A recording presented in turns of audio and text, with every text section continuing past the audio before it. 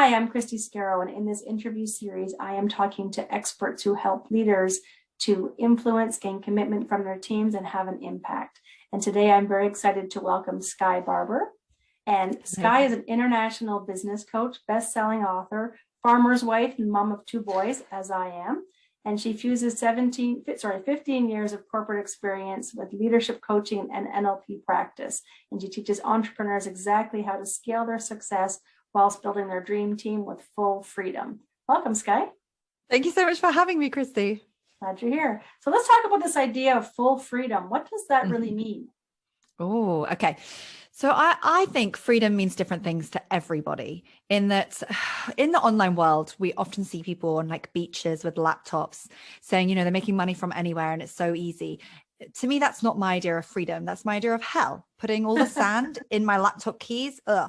Freedom to me is being at home with my children and the horses on the farm and having space.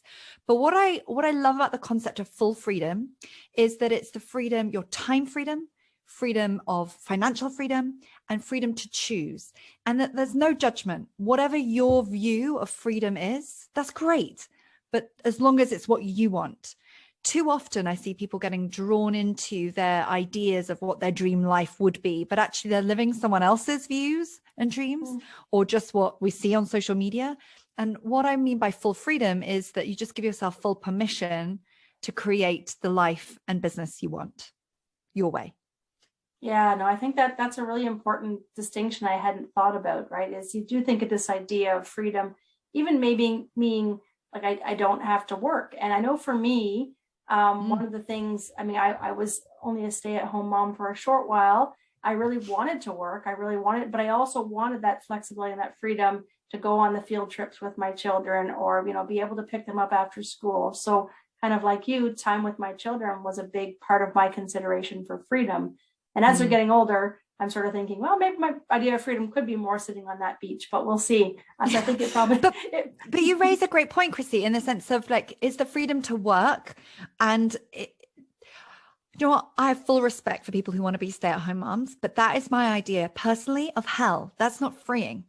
I want to work. My business gives me that creative outlet. It gives me like that financial independence. It gives me a real sense of purpose and adding impact and value to the world that I wouldn't have if I was a stay-at-home mom. And quite frankly, that just wouldn't work for me.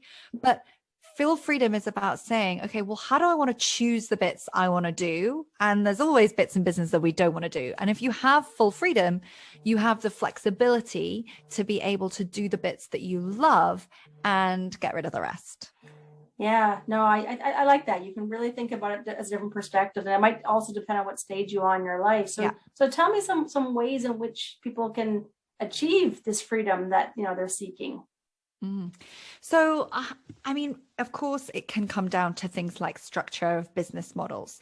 So a lot of people who work with me might be maxed out in the done for you space. So they're accountants, bookkeepers, they're designers, they're fitness people, like in any kind of service whereby you are the business. People want you, and they really struggle to replicate or almost like clone themselves to move clients into working with other people. And of course, in the online world, there's a big drive to bring out passive income products and courses and digital products. But they are passive, but they're not marketed, to market them isn't passive, and to actually set them up isn't. And a lot of people find it really difficult to transition into those new business models because they just don't have the time, and they can't just turn the tap off of their bread and butter income. So some of the ways in which I help people transition is through things like delegation. Like, how do you bring the right people in? Like, what is your business structure? How do you systemize what's going on in your business so that people don't have to be mind readers and it all being in your head, that actually people can follow your way of doing business? So it's things like systemizing, structuring the business model, creating, the support you require that really allow people to grow their business without having to put more hours in. I talk about it as like the evolution of an entrepreneur. We start often where we're like rolling our sleeves up and we're doing all the things. And, when we're doing social media 1 minute, we're working with clients, we're selling, we're invoicing, we're washing the dishes, we're cooking dinner, we're looking after a parent, child, caring, all of those roles. But there are only so many hours in the day. And what we have done is create a job for ourselves. No judgment. If that's what you want as a freelancer, great, a solopreneur. But if you want a business that means you can lie on the beach or you can take holidays or maternity leaves like I did and still make money, then you need to transition the business whereby you have people to be able to support you. And automation and stuff obviously plays a part, but a business without anyone else doing the work means the business is in your hands. And so I'm a big believer about bringing the right people in to do the right tasks in the right way that really allow you to leverage your time. So I spend a lot of time supporting business owners work that whole thing out when they've never managed people before or had any, they've gone through 3 VAs at a time and wonder what the theme is. Yeah, no, that's actually where I want to dig in, because I've come across that challenge. I think I struggled with it very much initially in my early days of my business. And I see that a lot where you're trying to make that transition. You need to delegate, but it's still a really scary place because you're used to controlling everything. You're used to making all the decisions and relying only on yourself. So how do you help people who are in that space that just, know they want to, but don't know what to do to get there? Mm-hmm. So I would first by saying, like, you're not alone. This is one of the biggest challenges. And when we're taught about, well, I mean, not most of us aren't even taught about businesses. I have a business degree, and I can assure you, I've spent way more learning on the ground than I have, and like dabbling in a social enterprise I had at university than I ever learned in my degree. But very few people are taught people management skills and like how to bring people into your business and how to then grow. So it's not your fault. Lots of people struggle with this, so you're not alone. What I would also say is that a lot of this can be around mindset.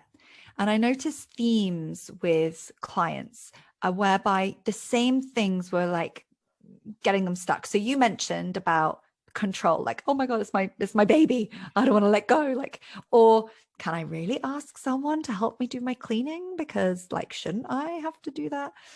And I noticed there were themes that came up, and I call them the freedom blocks. And if I've got time, I'll just quickly whiz through the 4 of them. Yeah, no, I'd love to hear it. Yeah, love to hear it. It will resonate with people. So just as I'm going through it, just think about like, oh, maybe this one comes up for me. You might have more than one. So I see the responsibility block. This is when you believe everyone else is more important than yourself because you care so deeply about your clients, about your children, about your family members, that you put yourself last the whole time. And it often has you wanting to constantly over deliver to clients or over promise things to family members or take on burden too much of the responsibility. So you get stuck in the weeds of your business and you don't spend any time growing it because you're too busy looking after everyone else. That's the responsibility block. Then you got the critical block, which is that friend that comes and talks to you on your shoulder and says like, oh, that's not perfect. That can't go out like this. You're not ready. You're not big enough. You're not consistent enough. That keeping you safe from fear of failing. Then we've got the independence block, which I see when people think they should be Superwoman or Superman and do everything themselves, and that whatever happens, they will be all right. They're resilient. They can get through it. They're so strong. And then the 4th one I see is the busy block. If we just multitask and work at 100 miles an hour, everything will get done and be totally fine. But what the theme is, when these blocks come up, it is us trying to keep it, it's the blocks trying to keep us safe and say like, okay, you might want to grow your business. You might want freedom, but all this stuff, you're not quite sure. You've never done this before. And what happens if it doesn't work? And so staying in the busy, like being affected by the busy block keeps us stuck in the doing, keeps us stuck in the busy. And so that's where I initially start with clients. It's about recognizing where some of the mindset stuff coming from? How is this affecting our behavior and the way we're showing up in our business? Then there's a load of practical stuff around time analysis, around like, where are you prioritizing the profit generating tasks in the business? And then, who's doing what if you've got a team, and are you utilizing teams? Are you utilizing your own talent? And being really clear on like the facts. What is actually happening in this business? And how do we reduce the number of hours you're working or whatever your goal might be, so that you can create more freedom in your life? I think I could talk about this forever, Chrissy. Sorry, I go off on a tangent. Pull me back in.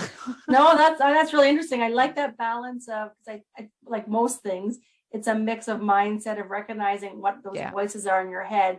And I'm a little bit scared that I think all 4 of those freedom blocks have kind of come in my head at some point there. So I'm not sure which one is more me. But I think it's really important to start from a place of what is what are some of your motivations behind that, which I think you could go pretty deep on the mindset and the triggers behind that. But I also like that you shared some very practical things that can maybe pull you out of it. So it doesn't feel like it's, I got to fix my brain before I can really move forward. There's a little bit of that, but there's also abilities to do things differently and think about, I talk very much about using systems as well. And I think that's something that, small businesses and big businesses can do a better job of being really clear about what those components are needed to create connection and to make sure the cogs are running well. So I think that was great what you shared. Absolutely. And I've noticed more, and I've kind of adapted my ways of working with clients over the last sort of 6-12 months, whereby I used to just be very practical. And then I realized in my own business that I was holding myself back. I was like, hang on a minute, Skye, you work with business owners at like multi-7-figure level, which I am not at. How can I do it for them? And yet you can't like do it for yourself. What's going on here? You know the steps to get there. So why aren't you taking them? And it's when I recognized how I was being triggered by my future as much as we can get triggered by our past. So I started bringing in some like meditation work and kind of really allowing my clients and I to connect with what is our future self as a leader, and visualizing that and seeing and almost talking out loud, like what are some of the challenges we're going to face in overcoming that? Because I know I've done a lot of therapy and stuff in the past. There's absolutely a place for it. But I believe we can get as triggered by looking forward as we can by looking at our past. And I think that too can keep us stuck. So it's something I've kind of built in, this kind of personal side of what do you require to be a brilliant leader, as well as the practical stuff of, okay, you never built a team before, you never delegated, you never managed people, you never systemized. Don't worry, I've got you. Yeah. I think it's interesting that you shared kind of that way of balancing that challenge, right? Is how do you consider what was going on in your own? Sometimes we're really good as coaches, I think, of telling people how to do things, or we know the right moves, but we don't apply them to ourselves. So I love that you found that ability to step back from it and go, yeah, this is actually, why am I not following my own advice? I find myself doing that as well. So one thing I would like to understand from you, because you have obviously made that transition from a corporate world into your own business owner. I know some people are in that space right now as leaders, or they're thinking about it. So what for you was maybe the catalyst, or what can help people kind of make that decision for themselves? So I'll just talk a little bit about the jump, and then some top tips of where I went wrong. And I don't wish this on other people. So I always knew I wanted my own business, very entrepreneurial family. But they worked all the time. And my mum sold and gave up her business and her dreams to be at home with us 4 children. And my dad had the financial pressure of looking after financially us 4 children and no time to spend with us. And so having my own business was one of those things where I always knew I wanted to do it, but my role models were, not doing it in a way that I wanted to be a great mummy and earn great money. So when I went into corporate, I was really shown the ropes of how to build an operation that didn't need you to do all of the things. And I saw where business owners, especially as those solopreneurs, got stuck in not able to like replicate their skills. I thought, there's an opportunity here. But everyone around me was like, don't do it. Stay. It doesn't get any better than this. Your job's amazing. You're so well paid. You've got all this responsibility. And it was great. I had like £45 million turnover unit. I had 250 members of staff. It was really well respected. I loved it. Great discount, all of that stuff. Holidays, all the stuff we leave, all the stuff we just walk away from. And everyone's like, no. I remember my husband being like, it doesn't get any better than this. I was like, but I believe it does. I believe it does get better than this. And I knew how I wanted to parent. And I knew my drive and ambition was always to go put my heart and soul into something. And I realized that I was at the limit, like both earning potential and time for my corporate job. And I thought, what's next? And I knew before I started my family, it has to be now, because once I have a baby and I'm like back in this corporate job, like I'm never going to leave. Like the safety, it would feel too scary. Right now, there's no responsibility, so you can just go.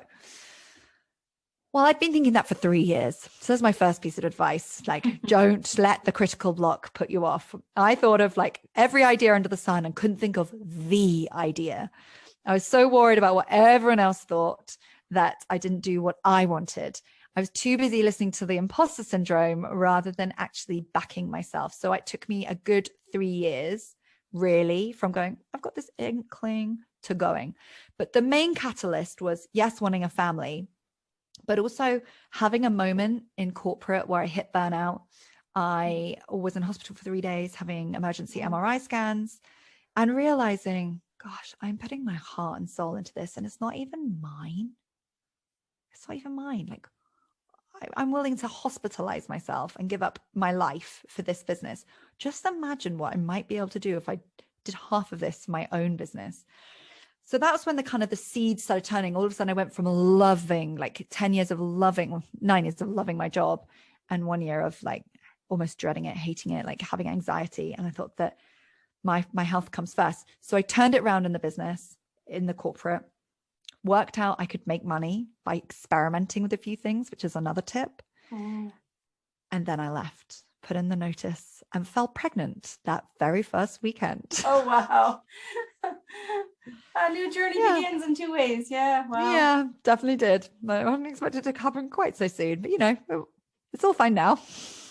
Yeah, well, that's a brave step. I know it's a really scary step for a lot of people, but you obviously thought through some of the implications. I mean, taking 3 years, sometimes you need to do that to feel really comfortable, and sometimes you need a life-changing event to go, I'm not in the place I want to be, or something that just kind of makes you step back and go, this is not what I want to do for the next 10 years, or this is not what I want for my life. So I think that's important for people to think about. And you're right, it's a lot of people saying, why would you leave? I had, my mom was a teacher. My dad was at the same place for 20 years. It was crazy to walk away from a 9 to 5. My husband was the same thing. Everyone said to me, why would you do that? You have a great paying job, you have security, right? But security isn't freedom. So I bring it back to your idea of freedom. Yeah. I think it's important to really know what that looks like to you. So to that point, because I'm sure we could talk for a long time. You've got some great insights, but I want to bring up 2 things. One, you've got a podcast that you're launching, and there's something as well that you call, you have a quiz for business owners about freedom. So I'm going to share both those in the description, but let me know, tell me a little bit about what they're getting from those. So 2 weeks ago, we launched our brand new podcast called Full Freedom for Entrepreneurs. It reached the top 60 or top 20 for UK business podcasts and the top 10 for entrepreneurship. So we're thrilled. Congrats. Nearly 100 5-star reviews. It's where I just share my heart on my sleeve exactly about the entrepreneurial journey and how do you make that transition. So I'd love to invite anyone to come and listen to it if you found today interesting. Thank you so much for linking it. And the Freedom Blocks quiz, when I talked about those 4 different things that come up, and you, Chrissy, said like, oh, I think I have 4. We all go in and out of all of them, but there is a preference. When we're under pressure, there's a particular one that comes up for us. And the quiz identifies exactly what that is and how to reduce it so you can take the step forward. So it's first it identifies you, and then there's a free training in there all about, okay, well, now you know this, how do you overcome it? So that's at www.skyebarbour.com/quiz. Cool. No, that's great. I think that I'm going to test that out and see which one of the 4 is probably more so something to be aware of. So and then let me know. I love hearing. Yeah, no, very helpful. I think that's important to really think about that. So I appreciate you spending the time, Skye, and sharing your insights and being part of this conversation. Thank you so much for having me.